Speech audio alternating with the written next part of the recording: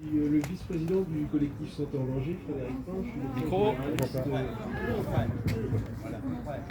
Donc je suis le vice-président du collectif Santé en danger qui a été fondé en 2020 par le docteur Arnaud Chiche.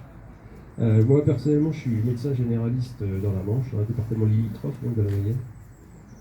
Donc je suis venu aujourd'hui parce que le collectif, depuis 3 ans et demi maintenant, a été créé pour défendre le système de santé devant au départ toutes les difficultés qu'éprouvaient les soignants, en premier lieu à l'hôpital, mais aussi en ville. Donc on regroupe toutes les professions de santé, des médecins, des infirmières, des aides-soignants, enfin vraiment tout.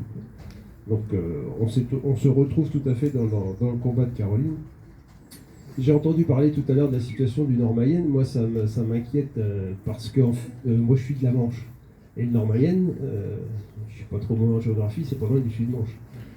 Et en fait, effectivement, si ça disparaît dans le Nord-Mayenne, les hôpitaux, il y a une grosse difficulté dans le Sud-Manche actuellement, où l'hôpital de Saint-Hilaire-du-Harcouët en fait, est menacé de fermeture, la suppression des urgences, pour tout regrouper à Avranches. Et donc en fait, je pense que c'est là qu'on voit que tous les territoires s'interconnectent, parce qu'en fait, si on supprime les urgences à Saint-Hilaire-du-Harcouët, ça va aggraver la situation du Nord-Mayenne et vice-versa, hein, tout se connecte, donc c'est vrai que c'est un vrai souci. Et on peut être légitimement inquiet de cette situation où en fait on voit qu'on va créer par département un service d'urgence. Dans la Manche, on se profile sur 3 services d'urgence avec un département qui est quand même tout en longueur. Alors, on a l'hôpital de Saint-Lô, ville-préfecture, on n'a plus de services de pédiatrie, plus de pneumologie, l'orthopédie va fermer.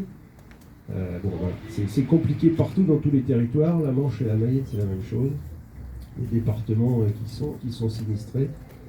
Voilà, donc en fait, le collectif voulait apporter son soutien à Caroline et on continuera à la soutenir. Voilà.